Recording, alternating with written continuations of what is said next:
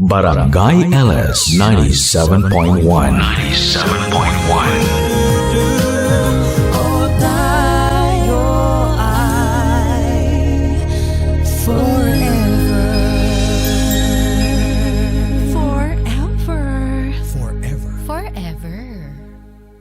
Ang mga kwento ng pag-ibig, kwento ng pag-asa, at kwento ng buhay sa Barangay Love Stories. Barangay Love Stories. Love stories.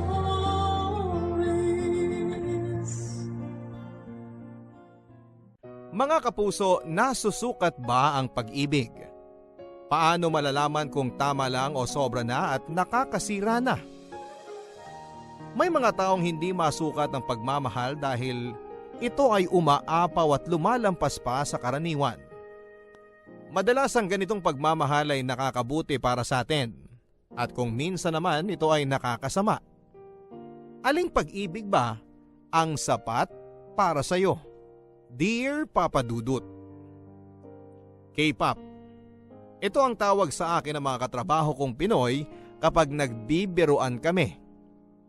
K-pop hindi dahil sa mahilig ako sa mga Korean pop stars na uso ngayon at kinakabaliwan ng mga kabataan tulad ng BTS, EXO, Blackpink at Momoland. Hindi rin dahil mahilig ako sa Korean novela at Korean fashion trends. Naging K-pop ang tawag nila sa akin dahil maliban sa singkit ako, slim at maputi ay kamukha ko daw ang gumanap noon bilang Johnny sa Korean novela na pinamagatang Endless Love. Ito papadudot ang palabas na sinusubaybayan noon sa TV nang umalis ako sa Pilipinas. Ako po si Lance, 39 years old, may asawa at 2 anak na teenager.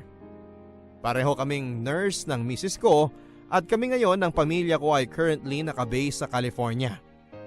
Paminsan-minsan every 2 or 3 years ay nakakauwi kami ng Pilipinas kapag bakasyon gamit ang aming kaunting naipon. Looking good, moving up, moving on. May nakapagsabi sa akin noon ng mga salitang ito, ang mga dapat na sinasabi ko sa sarili ko sa harap ng salamin para kayanin ang lahat ng challenges sa buhay. Ang mga salitang ito ang pang-boost ko sa aking confidence kung napapagod na ako at gusto ko nang mag-give up. Aaminin ko sa inyo, Papa Dudut, na nasa gitna kami ngayon ng proseso ng paghihiwalay ng asawa ko. To make the long and complicated story short, ay hindi na kami magkasundo sa maraming mga bagay. Irreconcilable differences ang tawag dito sa mga papeles at dokumento na pinapipirmahan ng abogado namin sa isa't isa. Mga dokumento na hanggang ngayon ay pareho naming hindi napipirmahan. Hindi ko rin alam kung bakit hindi pa namin ito pinipirmahan. Kung iisipin mo, Papa Dudut, parang kahit na pagpirma ng dokumentong ito ay halos hindi pa rin kami nagkakasundo ng asawa ko. Nagsimula ang usapang hiwalayan dahil sa kakulangan ng oras dahil pareho kaming subsob sa trabaho. Pinalala ng pagsiselos at pagdududa hanggang nasulsulan ng mga away at tampuhan sa pagitan ng mga kamag-anak namin at mga biyanan sa magkabilang panig. Madalas na kaming nag-aaway ng misis ko, Papa Dudut, kaya minabuti naming maghiwalay na lamang. Teenager na pareho ang mga anak namin at sa halip na araw-araw silang madamay sa paulit-ulit na away naming mag-asawa, ay nagpasya na kaming tapusin ang lahat so we can all move on. Inexplain naming mag-asawa sa aming mga anak ang aming sitwasyon. Sinigurado naming naiintindihan nila. Matatalino naman silang pareho at malapit na ring magsimula ng kani-kanilang buhay. Nangako kami na susuportahan namin sila and we will always be at their side. Pinag-usapan namin ito ng maigi at masasabi naming okay na kami sa desisyon. Okay lang kami. Kung minsan, Papa Dudut, tinatanong ko sa sarili ko, dapat ba akong magalit Sabay kabig naman ang aking isipan na may kasamang tanong. Kung magagalit ako ay kanino naman ako magagalit? Binuo ko ang pamilyang ito for 19 years sa Amerika. Pero bakit parang manhid ako sa pagkasira nito? Hindi ba dapat nagwawala ako ngayon? Hindi ba dapat ay sinasabi kong hindi ko kayang mawala ang asawa ko sa buhay ko? Bakit hindi ko maramdaman ang sakit at pait ng sitwasyon na ito? Bakit ako manhid? Ang daming tanong, Papa Dudut. Iisa lang ang katotohanan. Manhid na ako. All is good, looking good, moving up, moving on. Sa ngayon, I eat healthy. I exercise a lot. I keep up with the fast-paced life. I am moving on, Papa Dudut. Pero sa likod ng isipan ko ay may naglalarong tanong, moving on na ba talaga ako? O running away? May tinatakbuhan ba ako? Hanggang ngayon, kahit na nagkaroon na ako ng sariling pamilya ay tinatakbuhan ko pa rin ang alaala ni Agnes. Manila, year 2000. Ito ang lugar at panahon na kung saan ay nagbago ang takbo ng buhay ko. Ang huling taon bago ako pumunta ng Amerika. 20 anyos pa lamang ako noon, binata at bagito pa lamang sa mga adventures and challenges na inihanda sa akin ng buhay. Isa pa lamang akong fresh intern noon sa isang maliit na ospital na naging malaking bahagi ng training ko bilang nurse. Tulad ng nakakarami, pinangarap kong mag-abroad. Bago makapag-abroad, ang isang nurse na kagaya ko ay kailangan ng experience at credentials. Mula noon hanggang ngayon, training pa rin ang labanan sa kahit na anong trabaho. Kailangang fully prepared ka sa kung anong sitwasyon. Ang aga mo ah. The early bird catches the worm. Mabuti na yung maaga para makakuha ng magandang assignment. Pagkatapos ng training mo, early bird ang ilalagay ko sa recommendation ko sa'yo. Okay na yun, basta wag the worm. Ano bang happening ngayon sa ER? Let's see. Base sa folder merong may fractured ankle. Isang misis yung nasa corner na yon, nadula sa CR. Under observation pa siya. Yung nasa bed naman sa kabila, slight head injury. Sagsaan ng taxi. Yung driver naman ng taxi nasa kabilang bed na high blood sa stress. Sila na rin ang nagtakbo sa sarili nila dito sa ospital. Lasing at di lang basta lasing, heavily intoxicated. Parang tabloid lang ah. Regular day sa ER. Walang exciting? Eto ang exciting. Lapit ka. Ano yan? Yung favorite patient mo, nandito ulit sa taas for check-up. Unang araw niya. Si Agnes? 3 days, full medical. Pwede bang pa-assign sa kanya? Pwede ba naman yun? Sa ER ka kaya? Sige na, please. 36 hours naman ang duty mo, di ba? Kahit hindi kita i-assign sa kanya, makakasalubong mo pa rin siya. Sige na, palitan ko ng duty. I-take over ko ang schedule mo next week. Sige na, please. I-assign mo na ako sa kanya. Bawal eh. Mahabang bakasyon din yun para sa'yo. Ayaw mo nun? Mas makakasama mo na matagal yung boylet mo. Shh! Huwag kang maingay dyan. Ako nang bahala sa'yo. Ewan, basta. Pag-iisipan ko. Kahit magkulong kayo sa bahay ng boylet mo. Ano ba? Bad ka. Sabi ko huwag kang maingay dyan eh. Sige na kasi, payagan mo na ako. Okay, fine. Total, early bird ka naman. Ayan! Thanks, Mamu! Mga kong tawaging mamu, oy. Ating lang to ha. Sure. Excuse me, hindi boylet yun. Forever ko na yun. Papa Dudut, March 12, 2000. Nang una kong makita si Agnes. First day of duty ko pa lamang noon sa ospital nang una kong nakita siya. Kulang ang staff noong araw na yon kaya nagboluntaryo akong magdala ng supplies sa nursery section ng ospital. Pink ang unang uniform na pinasuot sa akin. Sa pagdating ko sa nursery dala ang isang kahon ng supplies ay kitang-kita kong na ginhawahan ng pagmumukha ng nurse na on duty dahil kanina pa pala niyang gustong mag-CR pero hindi siya makaalis dahil mag-isa lang siya at walang magbabantay sa mga bata. Ibinaba ko muna ang kahon at sinabing ako na lang ang magbabantay kahit ilang sandali habang wala siya.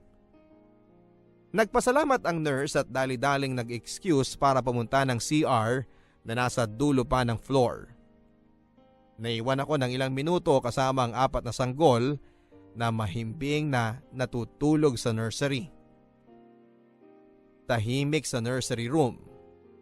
Nang inilibot ko ang aking paningin sa loob ng kwarto, ay nakita ko sa viewing window ang isang babae na nakasuot ng kulay blue na damit na pampasyente na binalutan ng sweater na maroon. Ito ang unang pagkakataon na nakita ko si Agnes. May dimple siya sa kanang pisngi. Ito ang unang napansin ko noong nakita ko siya. Maputi si Agnes at medyo singkit. Mas matangkad lang ako ng kaunti sa kanya sa taas kong 5'7". Nakadungaw siya sa bintana ng nursery at pinapanood ang mga sanggol. Ang akala ko noon ay nanay siya ng isa sa mga babies na nasa nursery. Ang bata naman niyang ina, ang sabi ko sa sarili ko. Halos magkaedad lang kami, Papa Dudut. Dahan-dahan kong binuhat ang sanggol na tinitignan niya at nilapit ito sa viewing window para makita niya ng malapitan. Feeling proud ako noon, Papa Dudut. Bilang bagitong nurse, pakiramdam ko ay may nagawa akong magandang kontribusyon sa mundo nang ilapit ko ang sanggol sa kanyang ina kahit may makapal at malawak na salamin sa aming pagitan. Sandaling nagtagpo ang aming mga tingin. Parang tumigil ang mundo ng mga sandaling yon. Mapungay at maamo ang kanyang mga mata. May dimple din pala siya sa kaliwang pisngi. Sayang, sabi ko sa sarili ko, taken na siya. Naputol ang sandaling yon nang biglang bumukas ang pinto ng nursery. Paglingon ko sa likuran ay nakabalik na ang nurse on duty. Kumaway siya sa babae sa bintana, hudyat na kilala niya ito. "Hi Agnes," ang sabi ng nurse sa mahinang boses para hindi magising ang mga sanggol na natutulog. Sinundan ito ng pabulong na, "Kumusta ka na?" Sabay turo sa babae sa bintana nang halos walang lumalabas na tunog mula sa kanyang bibig. Thumbs up ang sagot ni Agnes mula sa labas. Kompleto ko nang nakita ang kanyang dimples, left and right. Para siyang mas batang Alice Dixon. Nag-disappear ang kanyang mga mata sa tuwing ngumingiti siya. Monthly check-up pala ni Agnes noong araw na yon at ang sabi sa akin ng nurse on duty abang hindi inaalis ang tingin at ngiti kay Agnes.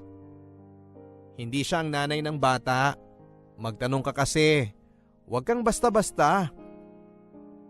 Formal kaming nagkakilala pagkatapos ng sandaling yon sa nursery. Ipinakilala siya sa akin ni Mamu na naging supervisor na ng training ko matapos ang ilang buwan. Halos monthly ang check-up ni Agnes, kaya madalas ko siyang nakikita. Dahil maamo ang kanyang mukha at hindi siya nahihiyang makipag-usap kahit kanino man, ay naging kaibigan na niya ang karamihan sa mga doktor, nurses at hospital staff at pati na rin ang ilang mga pasyente na nakakasabay niya. Unti-unti nang nahuhulog sa kanya ang aking puso at tuwing nakakausap ko siya ay lalong bumibilis ang tibok nito. Aaminin ko na iisa pa lamang ang naging girlfriend ko at noong high school pa ako noong naging kami. Nagkahiwalay kami noong magkolehiyo na siya sa ibang lugar. Broken hearted ako noong nangyari yon at ibinuhos ko sa pag-aaral ang aking atensyon. Ngayon ko lamang ulit naramdaman ito, pero sa pakiramdam ko, ito ang mas totoo at tunay na pagmamahal. Once or twice a month ay nakakapag-usap kami ni Agnes at madalas na nabibiyayaan ng mas mahabang kwentuhan tuwing naa-assign ako sa kanyang floor. Salamat kay Mamu dahil mas madalas din ang pagkakataon na yon. Kumusta ang paborito kong patient? Heto, mahina pa rin ang puso. Dito ka sa tabi ko, Lance. Ha? Magra-rounds na si Doc eh. Baka mahuli tayo kung ano pang isipin. Ano ka ba? Kailangan ko lang ng alalay sa pagtayo. Nandito ka lang last month ah. Hindi ko ina-expect sa'yo ang sagot na mahina pa rin ang puso. Dapat strong and fighting. Ang bilis ko kasi mapagod lately. Mabilis kesa sa dati. Mas mabilis pa kaysa mabilis na dati. Kumusta naman ang favorite nurse ko? Well, galing ako sa ER. Merong may fractured ankle, may nabundol ng taxi, may lasing na nagulpe. Regular day. Parang headlines ng tabloid ah. Yan din ang sabi ko sa chief nurse ko eh. Si Mamu? Ayaw nga niyang patawag ng Mamu eh. Nasilip mo ba ang folder ko? Anong sabi ng detail ko? Agnes, mahina ang puso mo. Hindi ka dapat palaging napapagod. Pagod na ako, Lance. 2 araw kada buwan ang schedule ng check-up ni Agnes sa ospital. Bata pa lamang siya ay mahina na ang pinakamalaking ugat na nagdadala ng dugo mula sa kanyang puso papunta sa buong katawan. Ang delikado sa kondisyon niya ay maaaring bumigay ito kahit na anong oras kaya dapat ay regular ang monitoring.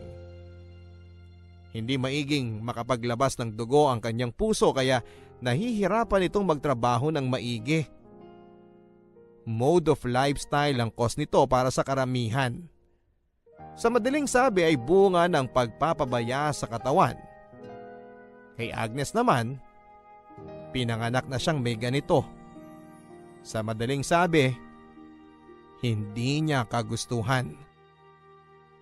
Papadudot hindi naging sagabal para kay Agnes ang kanyang kondisyon. Nagtuturo siya sa prep. Kung bawal ka nga naman sa stress ng panganganak, edi palibutan mo ang sarili mo ng mga bata. Iningatan ni Agnes ang puso niya dahil gusto niyang mabuhay. Gusto niyang magpatuloy at eto ang dahilan kaya pabalik-balik siya sa ospital, siya at ang kanyang ina. Ang bawat tao sa mundo ay may kanya-kanyang tungkulin. Ang bawat tao ay may papel na ginagampanan. Kadalasan ay hindi lang isa kundi 2, 3 o mas higit pa. Para sa akin bilang nurse, 3 ang uri ng tao. Ang mga tagasagip ng buhay, ang mga gustong magpasagip, at ang mga tao na ayaw magpasagip. 5 buwan matapos kaming unang magkakilala, August year 2000. Binanggit ni Agnes sa akin ang mga salitang hindi ko makakalimutan. Hanggang ngayon ay ito pa rin ang naririnig ko sa aking isipan. Ang sabi niya ay pagod na raw siya. Pagod na sa kakatingin mula sa labas ng mga bintana. Pagod na sa paghahangad ng mga bagay na hindi naman magiging kanya papadudot. Bakit ganon? Kung sino pa ang matinding magmahal ay siya pa ang mahina ang puso. Kung sino pa ang gustong magpasagip, siya pa ang halos wala nang makapitan. Dapat kasi may motivation ka para gumaling ka. Anong motivation ko para gumaling? Alam ko na. Papasyal tayo sa mall. Sa may arcade, dance revo, yung ganun. Dance Revo? Uso pa ba yun? Maganda yun. Exercise para sa'yo. Paano kung mapagod ako? Di ba sabi mo bawal ang mapagod? Oo nga no. E di, laro na lang tayo ng mga video game. Yung car racing. Bawal din ang too much excitement. Aba, parang mas ikaw pa ang nurse sa ating dalawa. Labas-pasok ako sa ospital mula grade 1, no? Maniwala ka, dapat bigyan ako ng PhD sa medicine dahil memoryado ko ng mga sakit ko. Alam ko na. Uupo na lang tayo sa bench sa mall. Tapos, manonood tayo ng mga nagsasayaw. Matagal ko nang ginagawa yan. Hindi na bago yan. Ibahin mo this time. Anong difference? This time, may kasama ka. Hehehe. Magtrabaho ka na nga. Mag-superhero ka na dun sa ibang room ng hospital. Oo, gusto mo manlait? Manlalait tayo ng mga sumasayaw. Gusto mo yun, di ba? Sige, fine. Oo na. Ang motivation ko ay manood ng mga sumasayaw at manlait. Salamat, Lance. Salamat sa ano? Nurse kasi ang palagi kong kasama kapag namamasyal. Ano ba ang tingin mo sa akin? Friend. Friend? Kaibigan. Nurse din ako. Ayoko kasi i-impose sa isang friend na bantayan ako. Ayokong obligahin. Voluntary ko naman ginagawa to. Aba, Nurse Lance, may pinapahiwatig ka ba? Aba, Patient Agnes. May magagalit ba? May magagalit ba kung ano? Doc, good afternoon. How are you feeling today, Agnes? Mabuting umingiti ka na. Mas magaan na po ang pakiramdam ko ngayon, Doc. Nasaan ang scan niya? Eto po, Doc. So, bakit palagi kang napapagod lately? What have you been doing different? Doc, hindi ko rin po alam eh. Regular stuff, I guess. We have to run more tests. You really have to stay for 3 days. Paano po yung trabaho ko, Doc? You need to take a rest. Stay away from stress. Nagtuturo ka pa ba? Opo, Doc. Nursery level pa rin. Nako, makukulit na mga bata pa man din. Baka yan ang source ng stress mo. I'll make my rounds muna tapos babalikan kita mamaya, okay? Meanwhile, you just relax. Sige po, Doc. Lance, are you coming? Yes po, Doc. See you later. Kadalasan papadudot ay 2 araw lamang kada buwan ng check-up ni Agnes. Pero dahil siguro sa sobrang pagod sa trabaho ay nadagdagan pa ng 1 araw ang check-up niya sa pagkakataong ito para daw i-monitor pa ng maigi ng mga doktor ang kanyang kondisyon. Inaamin ko na hindi unusual ang pag-i-extend ng check-up pero regular itong ginagawa kapag may kailangan pang i-verify sa mga test results. Second day ni Agnes sa ospital noong natapos ang 36 hours na duty ko. Bago ako umuwi after ng duty ko ay pinuntahan ko muna siya sa kanyang kwarto para magpaalam. Aaminin ko, papadudot, magmula ng unang nakilala ko si Agnes hanggang sa ngayon ay masasabi kong minahal ko na siya. Minahal ko siya dahil matapang siya. Minahal ko siya dahil hindi siya takot mangarap at abutin ito. Minahal ko siya sa napakaraming dahilan. Hindi siya mahirap mahalin. Pero paano ko ito sasabihin sa kanya na hindi niya ako pagtatawanan? Dapat ko pa bang sabihin? Noong mga panahon na yon dahil bata pa ako ay hindi ko iniisip ang mga komplikasyon ng buhay. Nurse ako sa ospital, pasyente naman si Agnes. Alam ko na kailangang mag-maintain ng professional distance at hindi dapat maging masyadong personal sa mga pasyente. Pero mapipigilan mo ba ang puso mo na magmahal? Kaya mo bang idikta sa damdamin mo kung kanino ka magsasabi ng I love you? Napatigil ako sa aking iniisip habang palabas na ng elevator papunta sa room ni Agnes. I love you? Sabi ko sa sarili ko. Tinamaan ka na, Lance. Wala noon sa kwarto ang kanyang nanay na hindi ko pa lubusang nakikilala. At hanggang ngitian lang kami sa hallway ng ospital. Pagpasok ko sa kwarto ay naabutan kong nakatingin sa bintana si Agnes. Malayo ang kanyang tingin ng mga sandaling yon. Baka sa kanyang mukha ang malalim niyang iniisip. Habang sa likod naman ng aking isipan ay sumisigaw ang mga salitang mahal mo siya, Lance. Ito na ang forever mo. And I am willing to take the chance dahil she is worth it. Knock knock. Uy, Lance. Kala ko nakalimutan mo na ako. Pwede ba naman yun? Patapos na ang duty mo ah. Dinalang kita ng specialty ng kitchen. Ano yun? Gulaman. Gulaman? Gulaman. Soft diet ka daw muna, sabi ni Doc. Sa laki ng kitchen nyo dito, gulaman lang ang specialty? Hindi lang basta gulaman. Kulay pink na gulaman. Mukhang pagod ka na. Uwi ka na para makapagpahinga ka na. Dumaan lang ako para mag-goodbye and good night. At ipaalala sa'yo yung date natin paglabas mo. Nakaschedule na. Kasama sa mga calendar ng check-up ko. Magpagaling ka ha, para makapasyal tayo. Sasamahan mo ko as a nurse o bilang kaibigan? Hindi ba pwedeng both? Uuwi lang ako para matulog tapos bibisitahin kita bukas. Sige, para may kausap ako. Susunduin ako ni Mami bukas. Ipapakilala kita. Anong gusto mo? Flowers o snacks? Flowers. Pink. Para magkakulay naman sa white rooms ninyo. Hospital to, hindi hotel. What do you expect?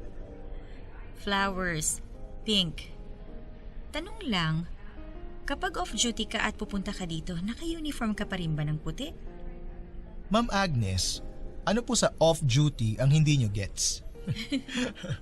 Naisip ko lang kung off-duty bang nurse ay hindi na siya nurse. Stop flirting with me, Ma'am Agnes. Magsuot ka na rin ng pink para alam kong seryoso ka. I'll see you tomorrow. Rest well. Mga kwento ng pag-ibig, kwento ng pag-asa at mga kwento ng buhay dito sa Barangay Love Stories. Love Stories.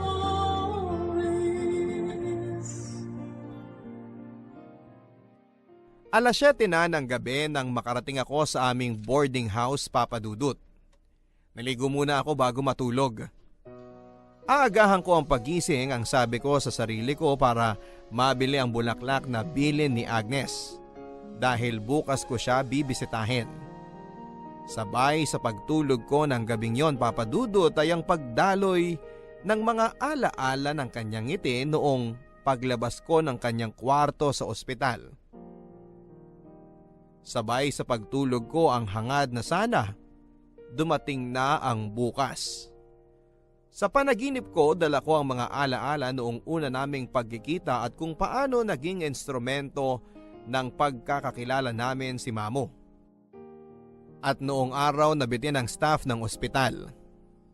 Naalala ko pa ang makapal at malawak na salamin sa pagitan naming dalawa ni Agnes habang hawak ko ang sanggol na ang akala ko ay anak niya. Mahimbing na ang tulog ko nang magsimula sa panaginip ko ang pagdaloy ng mga alaala noong tulak-tulak ko siya sa kanyang wheelchair papunta sa hallway hanggang sa labas ng garden ng ospital para magpaaraw isang umaga. 3 paso ng bougainvillea sa isang maliit na balcony. Ito lang ang bumubuo ng tinatawag naming garden sa 2nd floor na nakaharap sa silangang bahagi ng buong avenue, kung saan ay kitang-kita ang pagsikat ng araw. Pero para sa amin, noong mga sandaling yon, ito na ang park na pasyala namin tuwing umaga kapag on duty ako. Malalim na ang tulog ko nang sa panaginip ko ay inilipat niya ang kanyang kamay sa aking kamay at nagpapasalamat sa panahon na magkasama kami. Ngunit bigla akong nagising nang sinabi niya sa aking panaginip ang mga salitang, "Ano kaya ang pakiramdam kapag sumuko na ako?" Bigla akong nagising, Papa Dudut.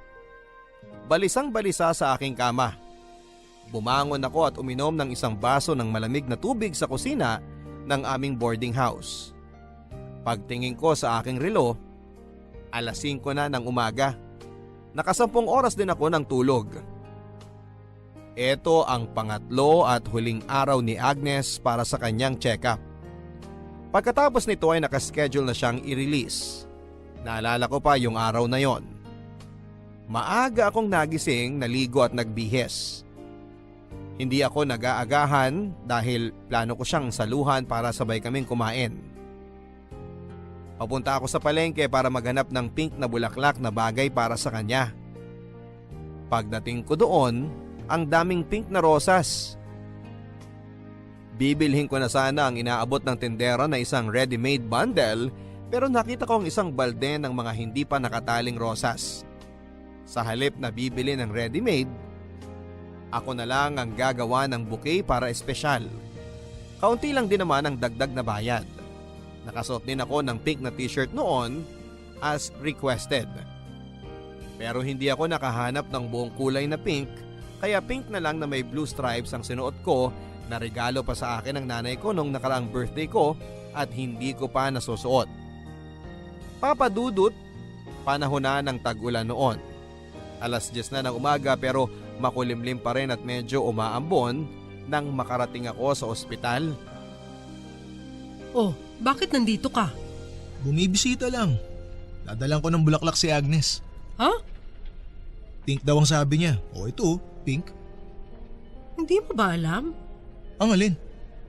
Wala nagsabi sa'yo? Bakit? Lance, ano ba? Huwag ka dito magtaas ng boses. Anong nangyari kay Agnes? First name basis na kayo ng pasyente mo? Nasaan si Agnes? Huwag ka dito gumawa ng eksena, may mga pasyente. Lance, ano ba? Maging professional ka nga, Lance. Ipinapahiya mong sarili mo. Ano ba kasi ang nangyari? Sasabihin ko sa'yo pero kumalma ka. Utang na loob, kumalma ka. Hindi pareho tayong mananagot dito. Okay, fine. Nasaan na siya? Inilipat siya sa ICU.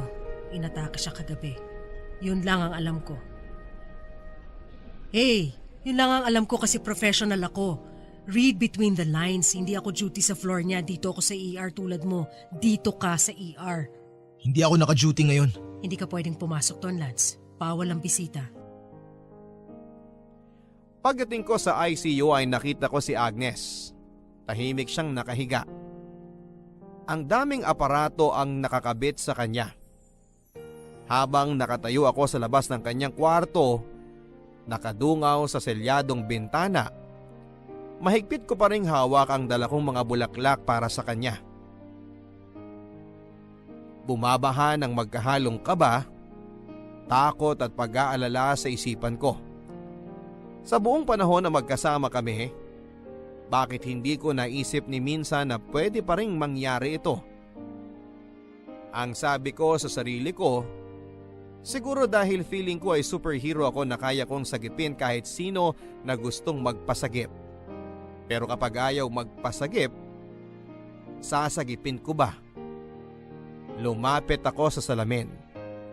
Isang makapal at malawak na salamin na naman ang namagitan sa amin. Pero this time ay wala kahit isa sa amin ang nakangiti. Ikaw si Lance? Po? Ako ang mommy ni Agnes. Sabi niya kagabi magdadala ka daw ng pink flowers at nakapink ka. Nung nakita kitang paparating, alam ko kung sino ka. Ikaw si Lance. Kumusta po siya? Inabutan siya dito ng sakit niya kagabi. Mabuti na lang at sumabay sa check-up niya. Mabuti na lang dito nangyari at hindi sa ibang lugar. Nagtatawanan pa po kami kahapon bago ako umalis. Alam mo ba, hate niya ang pink? Pero no more room daw for hate kaya in-embrace niya pati ang kulay na yon. Kaya yata niya pinasuot sa'yo at pinadala ka ng pink na bulaklak. It's her way of saying that she likes you. I think gusto niya makita yon. Sanay na ako. Ganyan talaga ang kondisyon ni Agnes. Unpredictable. Nurse ka, di ba? Opo. Alam mo kung gaano kakritikal ang kondisyon niya. Ironic, hinanda ko na ang sarili ko sa ganitong pagkakataon. Ayaw makita ni Agnes na mahina ako. Pero heto ako ngayon. Hindi ko na naman alam ang gagawin. Ano pong nangyari? Nagkukwentuhan lang kami. Tapos bigla siyang dumain na masakit ang tiyan niya. Akala ko sa kakatawa. Akala ko din yung ulcer niya. Tapos kumalat ang sakit sa kanyang dibdib. Dumating na ang mga nurse nung mangyari yon. Sorry po, wala po ako nung nangyari yun. It's okay. Palagi ka niya nga babanggit sa akin. Ikaw din ba yung nasa nursery noon? Yung nakapink daw na naglapit ng bata sa bintana para makita niya? Akala ko siya ang nanay, kaya ipinakita ko. Nung nakilala ko siya, sabi niya po pagod na raw siya katitingin lang sa labas ng mga bintana. Pagod na daw siyang mag-wish ng mga ganong bagay para sa kanya. Sabi niya gusto daw niyang magkaanak. Hindi kaya ng heart ni Agnes ang magpuntis, lalo na ang mga anak. Pero gusto daw niya anak na babae. Para pag naiwan daw niya ako, kapag maiwan na niya ako, para may kapalit daw siya sa buhay ko. Ma'am, Lance, iho, this is it na daw sabi ni Doc. Naghihintay na lang tayo. Mabuti nakarating ka. Matapos ang regular check-up na 2 days kada buwan, ito ang first time na nirequire si Agnes na magstay ng 3 days dahil may kinukumpirma pa sa kanyang mga lab results at test. Sa pangatlong araw, ang plano sana ay mamasyal kami ni Agnes, manood ng mga sumasayaw sa mall, maglakad-lakad for exercise at kumain sa food court. Okay lang din sana kung kasama ang nanay niya. Pero sa ngayon, sa pangatlong araw na ito ay nandito lang kami. Naghihintay at ilang minuto pa lang magmula nang dumating ako ay parang habang buhay na ang paghihintay namin ng kanyang ina. Hindi na nasundan pa ang aming pag-uusap matapos niyang magpasalamat na dumating ako. Pero ramdam namin ang pagbuhos ng emosyon na parang ang dami na naming sinasabi sa isa't isa. Tanging ang tunog na lang ng respirator at ang beep ng heart monitor ang pumuno ng spasyo sa loob ng maliit na kwarto ng ICU. Minabuti ko munang puntahan si Mamu. bakit hindi mo sa akin sinabi kagabi? Nagagalit ka ba? Sana sinabi mo man lang sa akin. Bakit ka nagagalit? Relative ka ba niya? Boyfriend ka ba? Nurse ka dito, Lance. Baka nakakalimutan mo, trabaho mo to. Bawal ang... Hindi ka pwedeng ma-involve sa patients mo ng ganito. Mahal ko si Agnes. Kumising ka nga. Crush siguro, oo. Admiration possible dahil strong fighter siya. Hindi pwedeng minamahal mo agad ang kahit sinong pumasok sa ospital na to. Dahil Lance, nurse ka. May obligasyon ka kung saan kailangan mo to think straight all the time. And you're not thinking straight now. Ang mundo ng nurse napapalibutan ng mga may sakit. Hindi ka dapat nagpapapekto. Sino ka ba para sabihin sa akin kung ano ang dapat at hindi ko dapat maramdaman? Madami na ako nakita mga nurse at mga doktor na dumaan sa ganyan. Maniwala ka sa akin. Sa galing mong yan, kahit ilang ulit ka mag-training dito o sa ibang ospital, hindi mo matututunan na maglagay ng distance between you at sa pasyente mo. Kailangan ikaw mismo ang mag-define ng line na yon. Bata ka pa, Lance. Sabi ko ipapasyal ko siya eh. Lance, kinukompromiso mong trabaho mo sa ospital na to. Kapag nangyari to sa'yo, kapag ang mahal mo nasa ICU na yun, iiwanan mo ba? Pasanay ka na, Lance. Hindi lahat ng tao kaya mong iligtas. Pagbalik ko sa ICU ay naabutan ko ring nakaupo ang nanay ni Agnes. Tahimik pa rin sa loob ng kwarto. Tanging paghinga at pagtunog lang ng heart monitor ang naririnig. Inhale, exhale, beep. Inhale, exhale, beep. Inhale, exhale. Hanggang huminto na ang kahit na anong tunog ng paghinga na nasundan ng isang mahabang beep. Wala na akong narinig pagkatapos noon. Tinawag namin ang nakamonitor na nurse on duty. Mabilis na pumasok ang iba pang mga nurses sa room na nasundan din ang pagdating ni Doc habang ang lahat ay gumagawa ng paraan para i-revive si Agnes. Sa gitna ng kaguluhang ito ay parang wala pa rin akong naririnig. Para akong nabingi na kahit alam kong maingay na, sa loob ng room ay wala pa rin akong naririnig. 11:58 AM ay nakita kong sinulat ng nurse sa hudyat ni Doc ang oras sa clipboard kung saan ay nakalagay ang detalye ni Agnes. Wala akong narinig. Dahan-dahan akong umatras palabas ng kwarto. Wala na rin akong naramdaman pa. Sa 20 taong laban niya sa sakit na ito, sumuko na rin siya. Doon nagsimulang magmanhid ang damdamin ko. Tuluyan nang namaalam si Agnes. Ang bilis, ang sabi ko sa sarili ko. Parang sa pakiramdam ko ay 3 araw ko pa lamang siyang nakasama at parang ngayon ko pa lamang siya nakikilala ng husto. Parang kulang pa dahil gusto ko pa siyang kilalanin ng lubusan. May ibang mga tao na nakikilala lang nila ang isang tao kapag magkasama sila ng 3 taon. Ang iba naman ay kapag 3 taon na.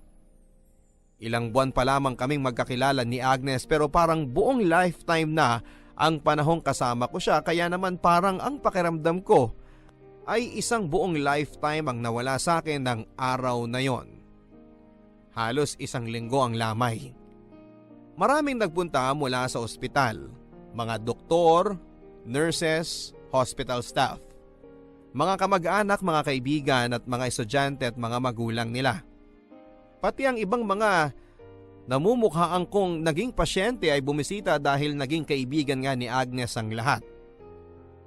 Masaya silang nagkwekwentuhan tungkol sa mga memories nila kasama si Agnes at kung paano sila nagkakilala. Nakailang beses ako ng pagbisita sa lamay pero hindi ko maintindihan dahil parang wala akong maramdaman.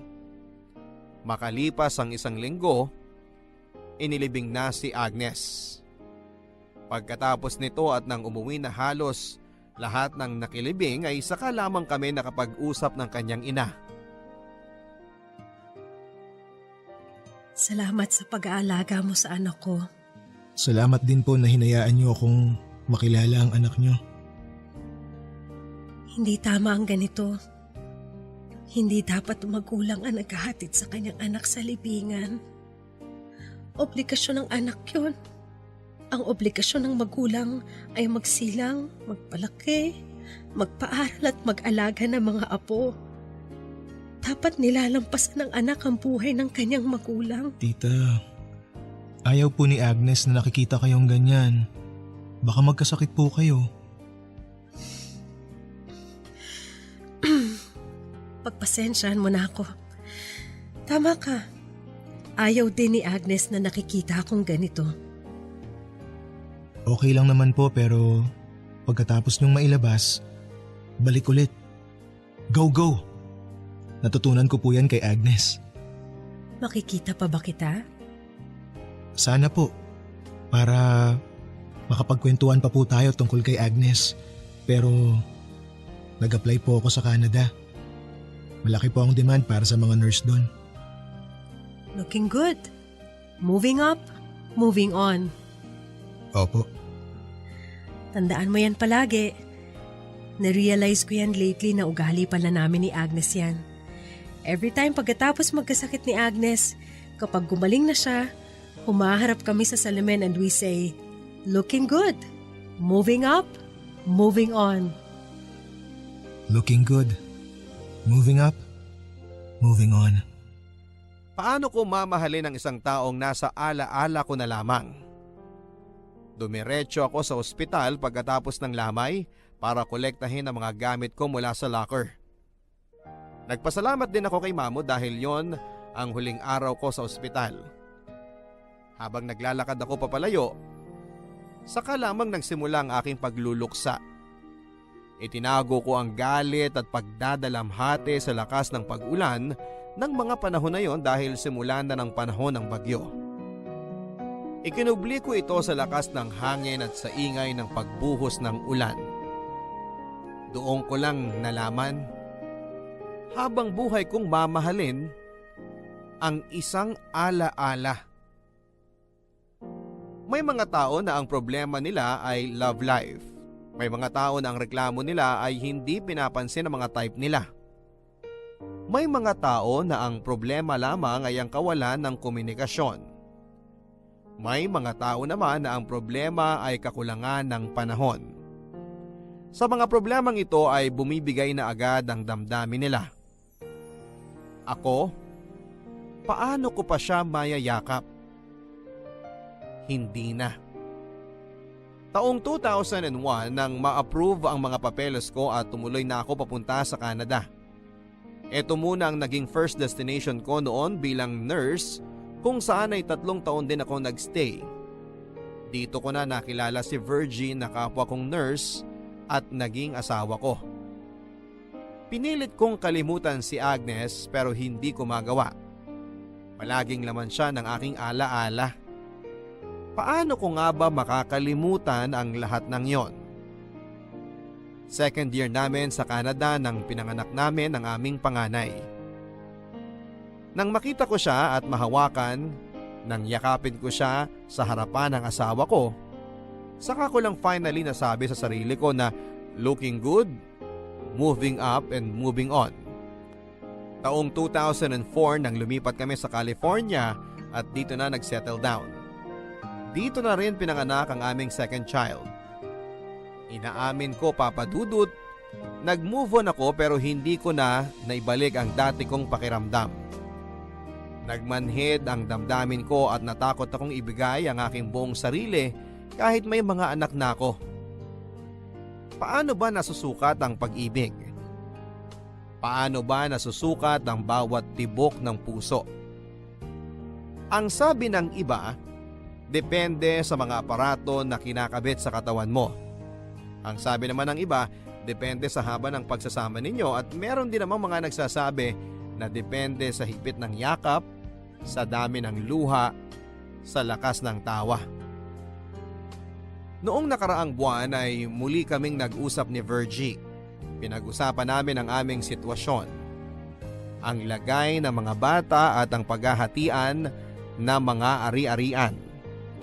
Hanggang napag-usapan namin kung ano ang pakiramdam namin sa ngayon. Sa halos 18 years naming magkasama ay never kong naikwento sa kanya ang tungkol kay Agnes. Ngayon lang, nang simula ay nagalit si Virgie hanggang sa naintindihan niya. Hanggang hindi na siya umimik. Tinanong ko kung pwede ba naming subukang muli at hinawakan lang niya ang aking mga kamay at sinabing hayaan na lang namin na ang tadhana ang gumawa ng paraan. Kung meron, meron pa. Sa ngayon ay wala. Hindi nagtatapos dito ang kwento ng buhay, Papa Dudut. Patuloy nating isinusulat ang direksyon kung saan tayo patungo. Hindi man kami nabigyan ng mahabang panahon ni Agnes ay nabiyayaan naman ako ng pamilya na mamahalin ko ng walang kondisyon. Sa ngayon ay may sariling buhay na sinisimulan si Virgie. Ang mga anak ko na 1 taon lang ang pagitan sa isa't isa ay 17 and 16 years old na at gusto na rin magsimula ng sariling buhay. Naniniwala ako na patuloy nating binubuo ang ating kasaysayan. Maraming salamat po, Papa Dudut, sa pagkakataong ma-share ang kwento ko. At sana ay may mga nakapulot ng aral dito na kailangan nating bigyang halaga ang bawat pagkakataon na kasama natin ang mga mahal natin sa buhay habang merong pang panahon. Ang inyo pong kapuso at kabarangay, Lance. Maraming salamat, Kapusong Lance, sa pagbabahagi ng iyong barangay love stories. Tama ka sa mga sinabi mo sa huling bahagi ng iyong sulat. Sa bawat pagkakataon na kasama natin ang mga mahal natin sa buhay, habang merong pang panahon ay bigyan natin ng halaga ang mga panahon na yon na kasama natin sila. Hindi masama na alalahanin natin ang ating mga nakaraan. Pero kung ito ang sagabal natin sa pagkakaroon ng matahimik na buhay kasama ng mga bago nating mahal sa buhay, oras na siguro para mag-isip-isip ka. Hindi pa huli ang lahat sa inyo ng asawa mong si Virgie. May panahon pa para ayusin mo ang inyong pagsasama. Subukan mo. Gawin mo ang makakaya mo para maibalik ang dating sigla ng inyong pagsasama. Naniniwala ako na hindi magugustuhan ni Agnes na mag-suffer ka mula sa kanyang alaala. Subukan mo na kausapin si Virgie at humingi ng pangalawang pagkakataon. Hanggang sa muli, mga kapuso, ako po si Papa Dudut sa mga kwento ng pag-ibig, buhay at pag-asa. Dito sa Barangay Love Stories.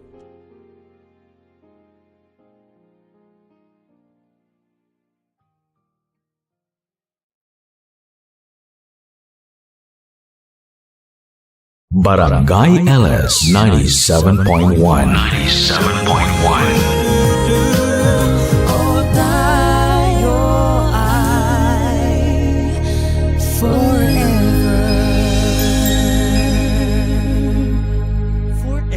forever. Forever. Barangay Love Stories. Love stories.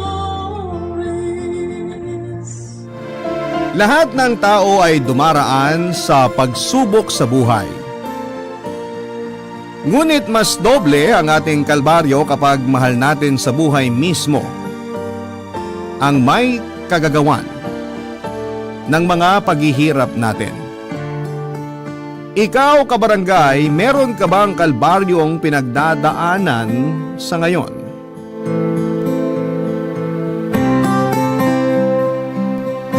Dear Papa Dudut, good day po sa inyo at sa number 1 radio station na lagi kong pinakikinggan, ang Barangay LS, at sa programa ninyong number 1 ng Barangay Love Stories. Marami po kasi akong natututunan sa mga kabarangay natin na nagsishare ng mga storya nila at sila po ang inspirasyon ko. Kaya naisip kong magpadala din po ng sulat sa inyong istasyon. Ako po si Risa, hindi ko po tunay na pangalan, 23 years old at taga Quezon City. Nagtatrabaho po ako sa isang fast food chain bilang service crew. Ang mga naranasan ko po na nangyari nito lamang nakalipas ang gusto kong ibahagi sa inyo, Papa Dudut. Inaasahan ko po na sa pagtatapos ng kwento ko ay mabigyan ako ng payo ng mga kabarangay natin. Ang totoo ay nahihirapan na po kasi ako sa pagdadala ng buhay. Pakiramdam ko ay wala na pong magandang nangyayari sa akin. Kumbaga sa lahat ng kamalasang isinabog sa mundo, ako po yata ang nakasalo ng lahat. Ang tinutukoy ko po ay ang mga kalbaryo na pinagdadaanan ko na ang pinakapunot dulo ay ang Mama Irma ko. Ang sabi nila, hindi matitiis ng mga magulang ang mga anak nila pero sa kaso ko ay kulang na lang ay isumpa ko ang sarili kong ina. Dahil siya ang may kagagawa ng mga paghihirap ko sa buhay ko. Papa Dudut, kami na lamang po ng mama ko ang magkasama sa bahay simula nang mamatay si Papa. Si Mama Irma ang bumuhay sa akin, pinakain niya ako at pinag-aral hanggang high school. Pero sa kabila ng lahat ng ito ay pinagmamalupitan niya po ako. Palagi niya akong binubugbog kapag lasing siya. Pinagsasalitaan ng masama nilalait dahil hindi ako masyadong maganda kaya hindi raw niya ako mapakinabangan. Hindi raw ako katulad ng mga anak ng iba niyang kaibigan na asensado na sa buhay. Sa kabila ng lahat, iniwasan ko pong magtanim ng galit sa mama ko kasi nanay ko pa rin siya. Pero ang malimit pong sakit ng ulo ko sa kanya, bukod sa mga nabanggit ko ay ang pagiging gastador niya at pagiging palautang.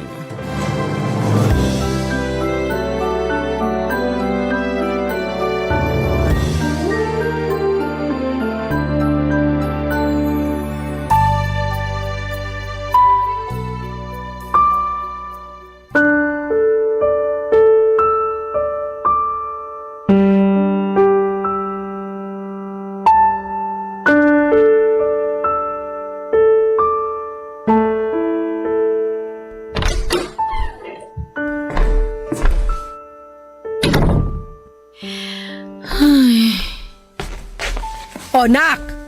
Nandiyan ka na pala. Ba't ang aga mo? Di ba mamaya pa dapat labas mo sa trabaho? Paano ko ba ito sasabihin sa inyo? Anong binubulong-bulong mo dyan? May kausap ka ba na hindi ko nakikita? Mama naman puro kayo kalokohan. Aba ako pang maloko. Ikaw kaya yan nagsasalita mag-isa dyan. Tsaka tinatanong kita, Risa. Ba't ang aga mo umuwi ka ako? Maaga rin ba nagsara yung tindahan na binabantayan mo? Yun nga ma, hindi pa po sarado yung sapatosan ni Mang Ray. Kaso, pinauwi na niya ako kasi wala raw ako naitutulong sa negosyo niya. Mali-mali raw po yung mga ginagawa ko. Tapos hindi pa ako pwede sa mabibigat na gawain tulad ng pagbubuhat ng sandamakmak na karton ng sapatos. Ang bibigat naman kasi ma. Nung isang araw natalisod pa nga ako kaya nagkandagas-gas tong tuhod ko. Yun, nagkalat sa simento yung mga sapatos kaya galit na galit sa akin yung amo ko. Ano ka ma? Walang niya pala yung si Ray eh. Ano bang akala niya sa'yo, kargador? Sa pagkakatanda ko, tinderang pinasok mo ron. Pero gusto nila yung mga marunong din sa ibang gawain para daw all around daw po. Kaso mabagal akong kumilos, ma. Anak naman kasi, hindi mo ba pwedeng bilis-bilisan ang kilos mo? Natatandaan ko yan din ang rason kung bakit ka nasisante doon naman sa karinderya na pinagtrabahuhan mo nung isang linggo. Mabagal ka na, lampak ka pa. Buti hindi ka pinabarangay nung ali na natapunan mo ng sabaw ng sinigang. Kakaloka ka. Hindi ko naman po yung kasalanan kasi nagmamadali siya eh. May inaasikaso pa po akong customer. Tsaka alam niyo namang hirap ako magtrabaho sa labas kasi sinanay niyo po ako ni Papa na walang ginagawa dito sa bahay. Ba't ngayon parang kasalanan pa namin ng papa mo? Maawa ka naman dun sa yumao. Sumalangit na ang kaluluwa niya. Hindi ko po kayo sinisisi ni Papa. Kung bakit naman kasi kinakailangan nyo pang ubusin yung pera natin sa kasusugal at kung ano-anong luho ninyo eh. O ayan, mas mahirap pa tayo ngayon sa daga. Itong bahay na lang ang meron tayo ngayon, ma. Huwag mo nga akong masumbat-sumbatan dyan, Risa. Baka nakakalimutan mo, mama mo ko. Kung paputukin ko kaya yung uso mo, gusto mo? Totoo naman po yung sinasabi ko ah. Hindi sana ako mahihirapan ng ganito kung hindi kayo nagpapadalos-dalos sa desisyon. Napakagastos nyo pa na akala nyo meron pa tayong pera. Sumusobra ka na talagang bata ka! Sige, isa pa sasampalin na talaga kita! Wala kang karapatang ganyanin ako kasi ako pa rin na nagpakain sa'yo simula nung mamatay ang papa mo! Dito ka pa rin nakatira sa pamamahay ko kaya wag mo akong binabastos! Akala mo kung sino ka anak lang naman kita! Saka ano ulit yan? Gastador ako? Pero ko naman ang ginagastos ko ah! Pera nyo po yun ni Papa na nakatabi para sa negosyo sana natin at pag-aaral ko. Pero parehong ubos na kaya kailangan kong paghirapan ng bawat sentimo na pang tuition ko.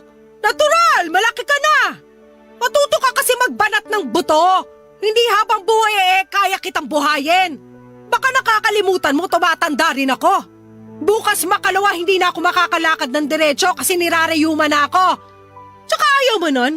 Ngayon pa lang natututo ka ng paghirapan ng mga bagay na gusto mo? Ewan ko sa inyo, ma! Hindi ko na alam kung anong klaseng magulang kayo kasi okay lang sa inyo na maghirap ang anak ninyo. Kayo pa ang galit. Ikaw kasi ginagalit mo ako eh. Kahit kailan talaga ang pulpul mo. Ngayon na nawalan ka na naman ng trabaho, anong plano mo? Huwag mo sabihin magpapabanjing-banjing ka lang dito sa bahay. Babatuhin talaga kita ng kaldero. Huwag po kayong mag-alala. Maghahanap kagad ako ng bagong trabaho. Mabuti kung ganon. Kasi paubos na ang bigas natin. Alam mo namang ayoko nalilipasan ako ng gutom. Baka magka-ulcer ako. Ibang klase ka rin, May.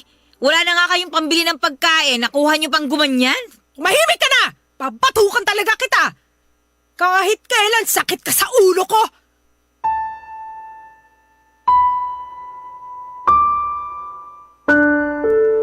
Papa Dudut, may kaya naman po ang pamilya namin lalo na noong nabubuhay pa si Papa. Pero matapos niyang mamatay dahil sa heart attack noong nasa high school ako ay doon na po nagsimula ang paghihirap namin. Hindi po kasi naging masinop sa pera si Mama. Yung puhunan sa negosyong kantin na magkasama nilang pinatakbo ni Papa noon ay nilustay lamang niya sa iba't ibang uri ng sugal, Papa Dudut. Huli na po nang mapansin ko yon kasi busy ako sa pag-aaral noon. Sinabi na lang sa akin ni Mama ang katotohanan noong wala na siyang maibigay na pera noong magka-college na ako. Simula noon ay humanap na po ako ng trabaho para masustentuhan ang pag-aaral ko. Pero hindi po naging madali ang lahat. Kumbaga wala akong masyadong alam na gawin ng panahon na yon kasi inispoil ako ng mga magulang ko dati. Para po akong bata na nag-aaral pa lamang kung paano lumakad kaya nahirapan po ako ng husto, Papa Dudut. Kaya ang resulta ay hindi na po ako nakatungtong pa sa kolehiyo. Pagkatapos ay dumagdag pa ang sandamakmak na utang ni mama na noong ko lang din nalaman. So matotal ay umabot na po ng kalahating milyon ang pagkakautang ni mama sa mga kaibigan niya. Nang tanungin ko po si mama kung saan niya ginamit ang mga perang hiniram niya sa kaibigan niyang si Esther ay nakilala lang niya sa kasino umano. Sinabi lang sa akin ni mama na pinantaya niya ito sa sugal pero natalo. Hanggang sa nalubog na po siya sa utang at naniningil na ang kaibigan niya. Dahil wala pong maibayad si mama, ako po ang naisip niyang pagtrabahuhin bilang kasambahay sa bahay ng pinagkakautangan niya, Papa Dudut. Wala na po akong nagawa matapos akong iyakan at pakiusapan ng mama ko. Bukod doon ay sinabi niya sa akin na pag-aaralin ako ng kaibigan niya kapag nagustuhan nito ang pagtatrabaho ko sa kanya. Bagay na sinunggabang ko na kaagad dahil sayang ang opportunity, Papa Dudut.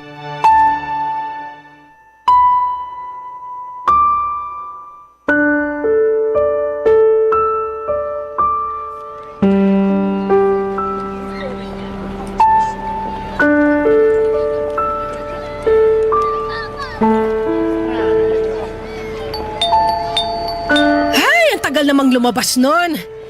Esther! Ang init kaya rito! Ulas na to makeup ko, ha? Kumakalat na pati eyeliner ko! Ma, umayos nga kayo. Maayos ako, no? Ikaw nga dyan kanina pa sa lubong ang kilay mo. Ayusin mo nga yung itsura mo, Risa. Ngumiti ka. Parang pinagsakluban ng langit at lupa yung mukha mo eh. Ano na lang ang iisipin ng kaibigan ko pag nakita ka nun? Mukhang wala naman po dyan yung kaibigan nyo eh. Mabuti pa, sumilong muna tayo dun sa may lilim bago pa tayo ma-heat stroke. Mabuti pa nga.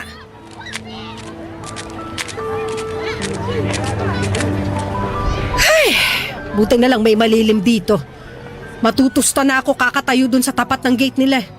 Hindi pa naman ako nakapaglagay ng sunblock.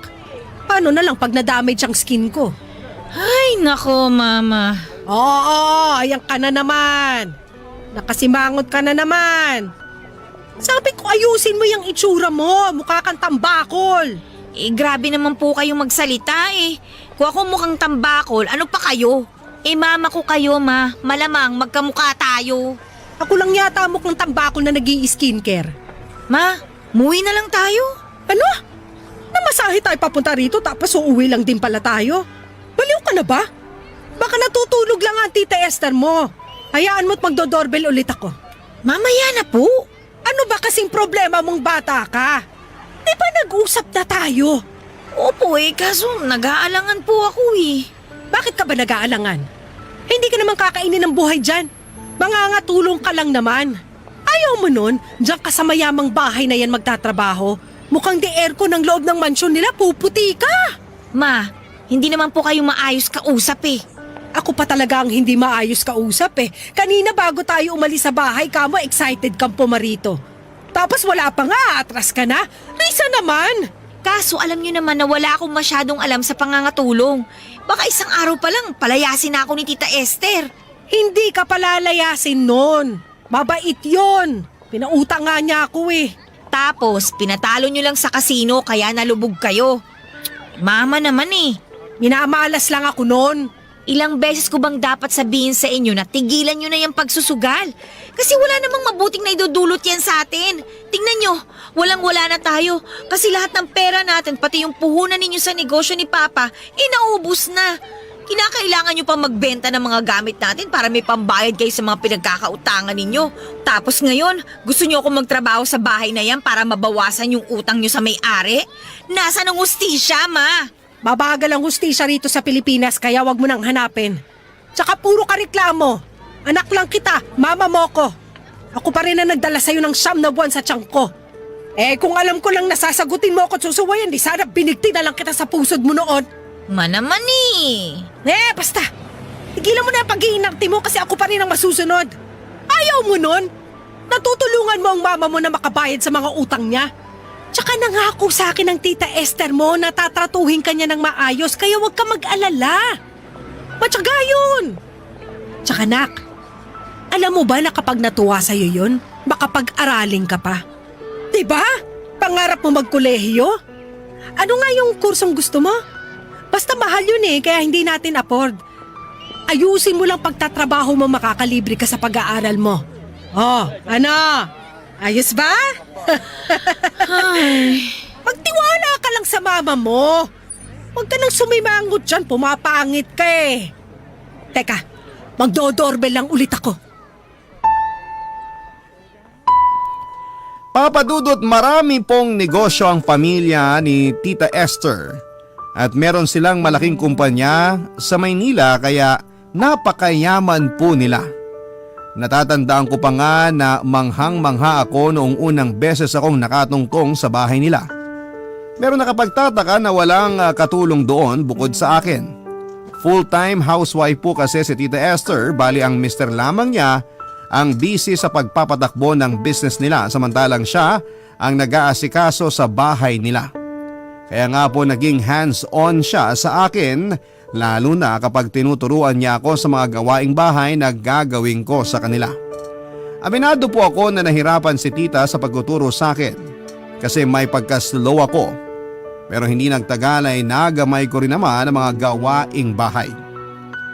Papadudot, sa loob ng ilang linggo kong pagtatrabaho kina Tita Esther ay unti-unti rin pong lumabas ang totoo niyang ugali.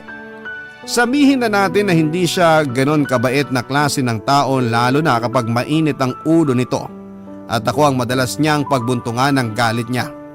Madalas na rin niyang isinusumbat sa akin ang mga utang ng mama ko na hindi ko raw mababayaran kahit mga tulong pa ako sa kanila sa panghabang buhay. Hindi rin daw po totoo ang sinabi sa akin ni mama na pag-aaralin niya ako. Gawa-gawa lang daw po yun ng nanay ko at masyado raw akong nagpapaniwala sa kasinungalingan nito. Nang malaman ko po yun ay galit na galit po ako sa sarili kong ina, Papadudot. Barangay Love Stories. Barangay Love Stories. Minsan lamang po akong bigyan ng day off ni Tita Esther, Papadudot. At madalas ay mabibigat na gawaing bahay po ang ginagawa ko sa kanila. Ang mga halimbawa po noon ay ang paglalaba, pamamlansya, paglalampaso ng sahig, pagkukuskus ng tiles sa kubeta, paglilinis ng mga appliances na noong una ay wala po talaga akong kaideya-ideya kung paano linisan. Kaya nga kapag pangit ang resulta o hindi po maayos ang paglilinis ko ay nagagalit sa akin ng husto ang amo ko. Gustong-gusto ko na nga pong umalis sa bahay ni Tita Esther noon, pero wala naman akong mapuntahan. Kung uuwi ako sa bahay namin ng mama ko ay siguradong sa kanya naman po mangungunsumi si Tita Esther, Papadudot. Tinis ko po ang pangangatulong sa bahay ni Tita Esther dahil nga po sa utang ng mama ko. Opo, tama kayo nang iniisip, hindi po niya ako sineswelduhan. Bali, pinapakain lamang niya ako at binibigyan ng matutulugan pero nagtatrabaho po ako ng walang bayad sa bahay nila, Papadudot. Ang perang dapat na sasahurin ko raw ay binabawas na sa utang ng mama ko. Papadudot, gabi-gabi bago ako matulog ay madalas pong nababasa ng luha ang unang ko sa kakaiyak. Lagi rin po ako nagtatanong sa Diyos kung bakit ko po sinapit ang ganong klase ng parusa. Samantalang wala naman akong kasalanan. Doon ko nga naisip na ang unfair ng buhay. Na hindi patas ang mundo para sa lahat ng mga tao.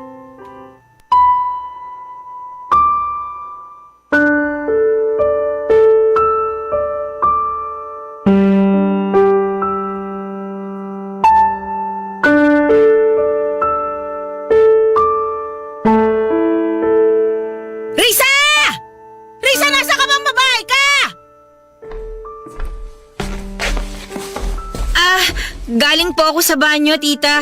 Bakit po? Banyo ka dyan! Parang kanina ka pa nandun. Ano bang ginagawa mo sa banyo? Siguro nagtatago ka kasi ayaw mong mautusan, no? Aminin mo na! Hindi po. Medyo masama po kasi ang tiyan ko kaya... Masama ang pinagsasasabi mo? Nagpapalusot ka lang eh. Hindi po ako nagpapalusot. Masakit po talaga ang tiyan ko. Aray ko, sakit ang tiyan ko. Naku, ang arte-arte mo talaga. Nagkukunwari ka lang eh para makatakas sa mga gawain mo ngayong araw. Alam mo ba na kanina pa makalat dun sa kusina? Hindi mo pa inuhugasan yung mga pinaglutuan kanina. Balak mo bang pabutin pa ng Pasko yung mga yon? Hindi naman po sa ganun. Naku, Risa! Kung alam ko lang na nakakakonsumi ka, sana hindi na lang ako pumayag sa hiling ng mama mo na kunin kitang katulong dito sa bahay ko. Kasi dagdag ka lang sa sakit ng ulo ko. Daig mo ba ang prinsesa na may mga alila? Ni hindi ka naturuan ng mga basic na gawaing bahay? Hey! Hindi na ako magtataka kung bakit lagi ka sinisisante sa trabaho mo dati. Pasensya na po kayo. Pinagbubuti ko naman po yung pagtatrabaho ko eh. Pinagbubuti raw? Ay, sayusin mo kasi yung ginagawa mo para hindi kita nasisita. At tigil-tigilan mo yung pag-iinarte mo kasi nakaka-imbiyerna ka na. Hala, ano bang hinihintay mo dyan? Maghugas ka na ng pinggan doon! Ay! Naku! Sorry po! Anong ginawa mo? Alam mo bang mamahalin yung face na yan? Regalo pa sa akin yan ng asawa ko tapos binasag mo lang!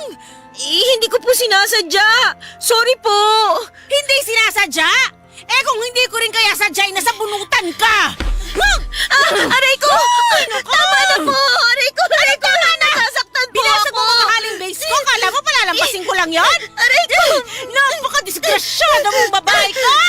Sorry po! Hindi ka marunong Hindi ko po talaga mag-ingat! sinasadya. Kulang pa sa Pasensya iyo na yung po pananabunot kayo. kasi nakakairita ka! Ano pa nga bang magagawa ko? Idadagdag ko na lang yan sa utang ng mama mo! Please po, wag po. Magagalit po sa akin si Mama pag nalaman niya ang nangyari. Wala akong pakialam! Kung ayaw mo idagdag ko to sa utang ng mama mo, o edi sa'yo na lang! Naku, Risa! Siguradong hinding-hindi na kayo makakaahong mag-ina. Lahat na yata ng kamalasan sa buhay, sinalo nyo nung nagsabog ang langit! Huwag mo akong dramahan dyan, ha? Mabuti mong gawin, kumuha ka ng walis at dustpan, tapos linisin mo tong nabasag mo, baka may masugatan pa dito! Kabwisit! Kala mo makukuha mo ako sa pag-iyak-iyak mo? Mukha kang tanga!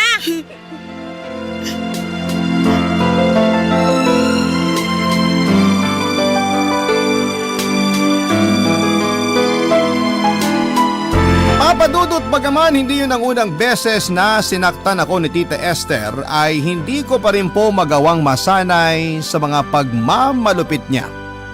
Hindi ko naman po siya kayang labanan kasi wala akong lakas ng loob.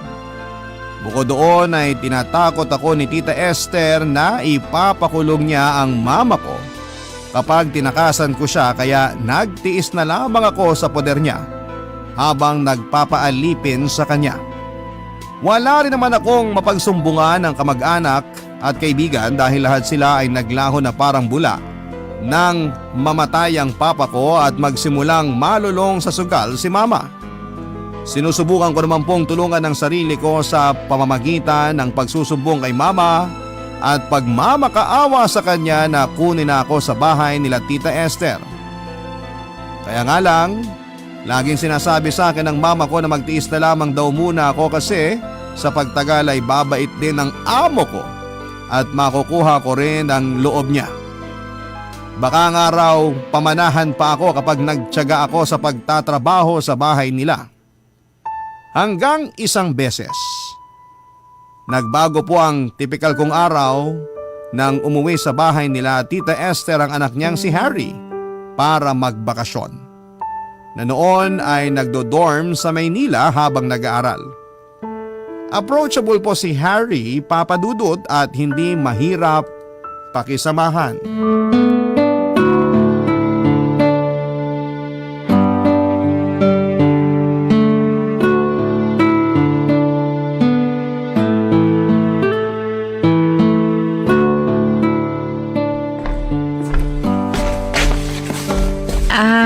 Sir, eto na po yung juice ninyo. Lapag ko na po dito sa lamesa ha. Thanks, Risa. Tama. Risa ang pangalan mo, di ba? Opo, Risa nga po. I'm Harry. Nice to meet you. Kilala ko po kayo, sir. At nice to meet you rin po. Gusto ko lang magpakilala sa'yo ng formal. Okay lang naman yun, di ba? Opo, okay na okay po. Wala na po ba kayong iuutos?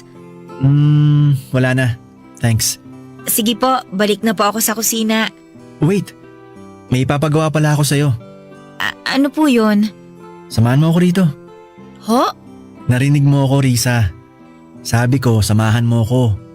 Upo ka dyan sa bakanting upuan tapos kwentuhan tayo. Wait, gusto mo na maiinom? Kuha kita. Naku sir, huwag na po. Ayos lang po ako. Sige, ikaw bahala. Pero sige na. Kahit sandali lang kwentuhan muna tayo. I'm sure natapos mo naman yung chores mo, di ba? Opo, malinis na po yung kusina pati po yung sala. Nakapagsampay na rin po ako ng mga nilabhan kong kobre kama. Yun naman pala eh. Sige na, upo ka na. Samahan mo lang ako kahit saglit kasi nabobore na ako rito. Wala akong makakwentuhan kasi madalas namang busy parents ko. Mabuti na nga lang nandito ka. Ano naman po ang pag-uusapan natin? Wala po akong masyadong maisip na pwede nating pagkwentuhan eh. Ako naman marunong makisabay sa lahat ng pwedeng pag-usapan. Pero okay lang ba kung tatanungin ko kung ba't ka nagtatrabaho rito sa bahay namin? Hindi ka ba nag-aaral? Hindi na po kasi wala naman po akong pang-college. Kaya pinasok na lang po ako ng mama ko rito sa inyo. Ganun ba? Ang hirap naman ng sitwasyon mo. Feeling ko kasi gusto mo mag-aral kung may chance ka lang. Gustong gusto ko po talaga. Pwede mo naman sigurong ipunin yung sweldo mo rito para pang tuition mo, di ba? Ganun kasi ginagawa ng iba kong kabarkada. Working student sila. Ay, kung pwede nga lang bakit hindi ko gagawin, di ba? Anong ibig mong sabihin? Wala po. Sabi ko po, depende kasi kailangan na mama ko yung pera na sinusweldo ko dito. Kung magtatabi ako, baka matagalan ako makaipon ng pang-tuition. Kaya kahit gustuhin ko mag-aral, ibang bagay naman ang priority ko. Pero ayos na naman po yun kasi malay nyo, dumating din tayo sa point na yun balang araw. Sa bagay, alam mo, pinahanga mo ko sa dedication mo. Sana matupad mo mga pangarap mo sa buhay kasi nakikita kong lumalaban ka. Thank you po, Sir Harry. Sana nga po magkatotoo yung mga sinabi ninyo. Oo naman, magkakatotoo yun. Tsaka wag mo na akong tawaging sir. Hari na lang. Lalo na kapag tayo-tayo lang naman dito sa bahay. Wag mo na rin akong ipo. Parang di naman nalalayo yung mga edad natin eh. Sige, Harry. Yan. Di mas maganda sa pandinig. Gwapo, matipuno ang pangangatawan at artistahin. Ganyan ko po i-describe si Harry Papadudut. Maayos din po siya kausap at hindi siya naiilang sa akin. Sa katunayan, siya po ang madalas kong kakwentuhan sa bahay nila sa loob ng ilang araw na pananatili niya doon. Ibang-iba po ang ugali niya sa mama niya kaya aaminin kong natutuwa po ako sa kanya. Sa katunayan, siya po ang naging safe place ko. Dahil nasasabi ko sa kanya ang greatest dreams ko, pati na rin ang ilan sa mga sikreto ko sa buhay. Hindi rin naman at nagtatanggol sa akin. Nang bumalik po si Harry sa dorm niya ay nalungkot ako ng sobra, Papadudut. Pakiramdam ko ay napalapit na ako sa kanya ng husto. Kahit sa maikling panahon na magkasama kami kaya malaking dagok ang paghihiwalay namin. Alam kong iisipin ng mga kabarangay natin na marupok ako pero aaminin ko na rin po sa inyo na nahulog na ako kay Harry dahil sa kabaitang ipinakita niya sa akin. Kaya naman nang umuwi ulit si Harry sa kanila noong birthday ng papa niya, ay inamin ko na po sa kanya ang totoong feelings ko. Na in love po ko sa kanya, Papadudut, at hindi ko na kayang pigilan ang nararamdaman ko. Barangay Love Stories. Barangay Love Stories. Alam ko po na suntok sa buwan na magustuhan din ako pabalik ni Harry dahil isa lamang naman akong hamak na katulong. Yung magkaiba ang estado namin sa buhay. Kumbaga ilangit siya at lupa ako. Prinsipe siya, palaka naman ako. Ganon na ganon po ang sitwasyon namin para sa kanya. Pero nagkamali po ako, Papadudut, hindi po ako ni-reject ni Harry at sa katunayan, sinabi niyang gusto na rin niya ako. Ibang-iba raw po kasi ako sa mga babae na na-date niya. Kaya nang tanungin niya ako kung pwedeng maging kami ay pumayag na kaagad ako. Pero sekreto lang po muna namin ang pagiging magkarelasyon namin dahil sigurado akong kukontra ang mama niya kapag nalaman niya ang katotohanan. Nangako po si Harry na ipagtatapat niya ang totoo sa parents niya sa oras na makagraduate siya sa kurso niyang engineering. Kaya naman nagtiwala po ko sa pangako niya, Papa Dudut. Alam ko po na masyadong mabilis na naging kami pero ano pong magagawa namin kung tinamaan kami sa isa't isa. Sa katunayan ay pumayag na rin po ako na may mangyari sa aming dalawa. Dahil ang sabi niya ay pananagutan niya ako. Para sa akin ay ligtas po ako kapag kasama ko si Harry. Kaya hindi niyo ako masisisi kung pinagkatiwala ko sa kanya ang pagkababae ko. Kaso sa kabila ng pag-iingat namin na huwag malaman ng mga magulang niya ang relasyon naming dalawa ay wala pa rin pong lihim na hindi nabubunyag. Nalaman po ni Tita Esther ang relasyon namin ni Harry matapos niya akong paaminin. Natunugan daw kasi niya na meron kaming sekretong ugnayan ng kanyang anak.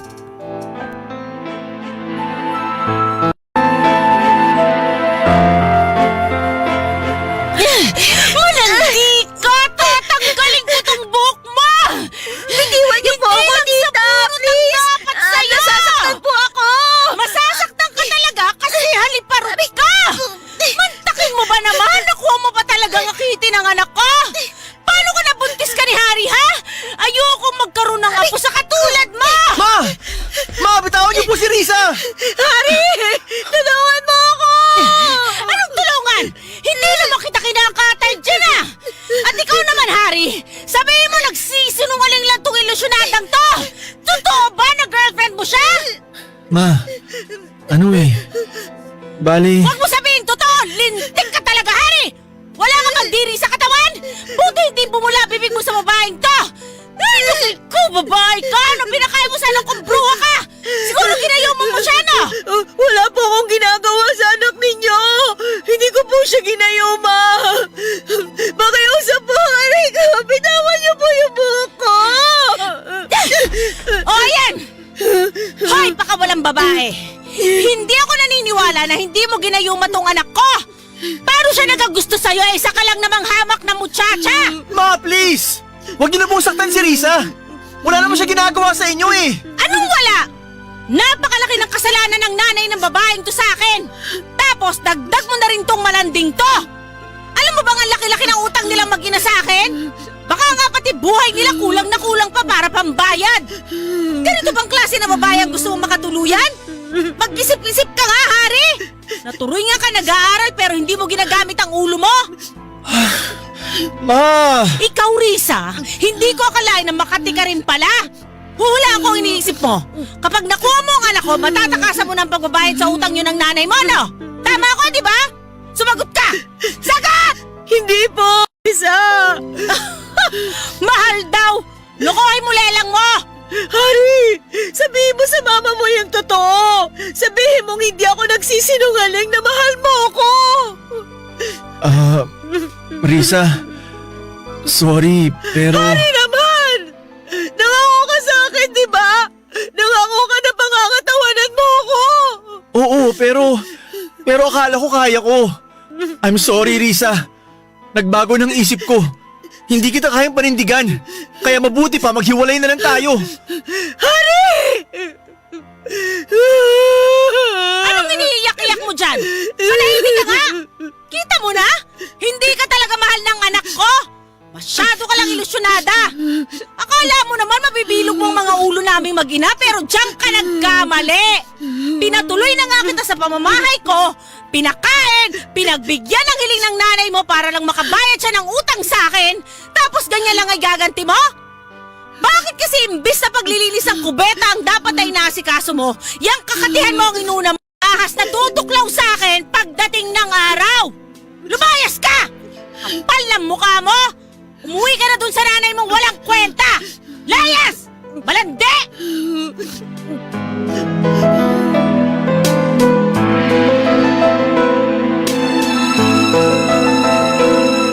ko po ay kaya kong pangatawanan ng lalaking mahal ko pero nagkamali po ako, Papa Dudut. Nasaksihan mismo ng dalawang mata ko kung paano niya ako hinayaang sabunutan at saktan ng mama niya. Kung umawat man si Harry ay hindi naman niya ako kinampihan at sa halip ay wala rin siyang ginawa o sinabi man lang noong palayasin ako ni Tita Esther sa bahay nila. Siyempre sinubukan ko pong pakiusapan si Harry na huwag akong hayaang mapalayo sa kanya. Pero nagbingi-bingihan po ang boyfriend ko. Hindi ko na alam kung ano ang gagawin ko ng mga panahong yon, Papa Dudut. Nakayapak pa nga ako habang naglalakad sa mainit na semento pauwi sa bahay namin. Nang makauwi na ako sa bahay namin ay mas masahol pa pala sa nakakainis na nangyari sa akin ang maaabutan ko ng datnang kong nagpapakalasing si Mama habang humihit-hit pa ng sigarilyo. Tawa pa siya ng tawa sa kung anong video ang pinapanood niya sa cellphone. Nang makita niya ako ay agad niyang itinabi ang bote ng alak na hawak niya para lapitan ako. Umasa po ako, Papa Dudut, na kalinga ng isang ina ang maaabutan ko sa pamamahay namin, kaso ay muli na naman akong nabigo ng mga oras na yon, Papa Dudut.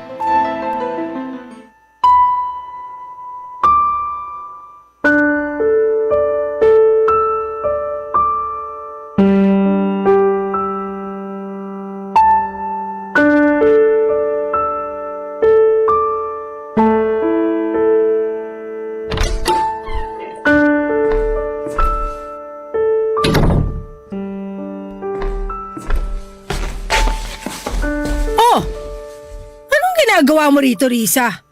Binigyan ka ba ng day off ng amo mo? Ma, lasing na naman po ba kayo?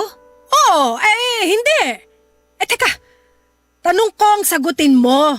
Wala na po ba akong karapatang umuwi sa bahay natin? Dito rin naman po ako nakatira, di ba? Oo nga, pero ang aking lang kung alam ng Tita Esther mo na umuwi ka rito sa atin. Baka mamaya hanapin ka nun. Alam po niya na umuwi ako. Siya nga po nagpauwi sa akin dito matapos niya akong palayasin sa bahay nila. Ano ka mo? Pinalayas ka? Bakit? Kasi nalaman po ni Tita Esther na may relasyon kami ng anak niyang si Harry. Nagalit po siya, Ma. Sinabunutan niya ako tsaka ininsulto. Sinabihan niya akong malandi, haliparot at kung ano-ano pang masasakit na salita. Kung hindi ka ba naman kasi talaga malandi? Anong naisip mo't hinarot mong anak niya? Risa naman! Pangangatulong ang pinunta mo raw, hindi pag-aasawa! Ma, ba't naman pati kayo sinusumbatan ako ng ganyan? Nanay ko po ba talaga kayo? Oo nga, pero parang gusto na kitang itakwel bilang anak ko kasi hindi ka nag-iisip ng matino. Mahal po namin ni Harry ang isa't isa. Kung mahal ka nga ng Harry na yon, bakit iiyak-iyak ka ngayon? Bakit pumayag siyang palayasin ka ng mama niya? Isa lang ang ibig sabihin nun, hindi ka niya ipinaglaban. Tama ako, no? Kita mo na? Hindi mo kasi ginagamit yung utak mo, Risa. Yung mga ganyang binata, hindi yan marunong magseryoso. Papangakuhan ka na ibibigay ang buong mundo pero duwag naman pagdating sa dulo. Malamang natakot yan sa responsibilidad sa'yo kaya biglang kabig. Biglang hindi ka na mahal. Ang hirap sa'yo, masyado kang uto-uto! Huwag niyo naman po sanang sabihin yan, Ma. Parang hindi niyo po ako anak, ha? Diba? Dapat kinakampihan niyo ako. Bakit parang kasalanan ko pa na nagmahal ako? Yun nga! Anak kita! Pero tama ka! Kasalanan mo naman kung bakit ka nasasaktan. O tapos pinalayas ka pa sa bahay nilang magdanay. Ibig sabihin wala ka ng trabaho. Paano na lang yung usapan namin ng Tita Esther mo? Paano na mababawasan yung utang ko? Puisit namang buhay to. Hindi na yata ako makakaahon sa problema, dinagdagan mo pa! Bakit po kaya hindi na lang kayo mga tulong sa kanila? Total kayo naman po tong may utang, di ba? Bakit ako yung kailangan magsakripisyo sa problemang ginawa ninyo? Anong sinabi mo? Kung meron mang dapat sisihin dito, kayo yon! Ang bastos mo! Anak lang kita! Ako pa rin ang nanay mo! Wala kang karapatang bastusin ako kung ayaw mong dagdagan ko yung sampal ko! Totoo naman po yung sinabi ko, ha! Napaka-unfair ninyo!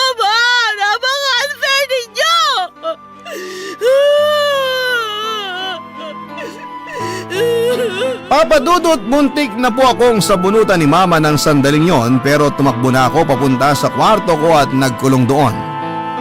Hinayaan ko po ang mama ko na magsisigaw sa sala samantalang biningi ko ang sarili ko sa pag-iiyak. Labis po akong nasasaktan ng mga panahon na yon at kulang na lamang ay hilingin kong mamatay na ako. Hindi po kasi patas ang mundo sa akin. Bakit ako ang kailangan na maghirap at magsakripisyo sa kasalanan at problemang ginawa ng mama ko? Dahil ba anak lamang niya ako? Hindi ko naman po hiniling na isilang sa mundo para lamang maranasan ang mga kalbaryong ito. Yun po ang paulit-ulit na tanong ko sa isipan ko hanggang sa makatulugan ko na nga po ito, Papa Dudut. Kinabukasan ay pinagpatuloy ko pa rin ang buhay kahit na pinadadapa ako ng kahirapan at mga pagsubok. Kumbaga ay hindi naman pwedeng tumigil ang ikot ng mundo ko kahit na nasasaktan ako. Sa pagpapatuloy po ng buhay naming mag-ina ay kinulit pa rin ako ni Mama na maghanap ng bagong trabaho para may pera kaming panggastos. Bagay na ginawa ko rin kasi ayokong marinig ang sermon at reklamo niya sa akin. Mabuti na lang dahil nakapasok ako noon sa isang fast food chain bilang service crew. Kaya kahit papaano ay may kinig. Matapos kong subukang i-text o tawagan siya sa number niya, Papa Dudut. Masakit man. Pero tinanggap ko na lang na doon na nga nagtatapos ang relasyon naming dalawa. Diyos na lamang ang bahala sa kanya at sa mga naging desisyon niya. Pero may isa pa po akong dilema kaya ako sumulat sa programa ninyo, Papa Dudut. Yun ay matapos kong malaman na buntis po ako sa anak namin ni Harry. Hindi ko pa po sinasabi sa mama ko ang tungkol sa baby na nasa tiyan ko kasi natatakot po ako sa magiging reaksyon niya. And at the same time ay iniisip ko po kung kaya ko bang pangatawanan at palakihin ng maayos ang magiging anak ko. Sana po ay mapayuhan po ako ng programa ninyo kung ano ang gagawin ko o kung dapat ko pa bang ipagpatuloy ang pagbubuntis ko. Maraming salamat po sa inyo, Papa Dudut, at sa lahat ng bumubuo ng Barangay Love Stories. Ang inyong kabarangay forever, Risa. Barangay Love Stories. Love Stories.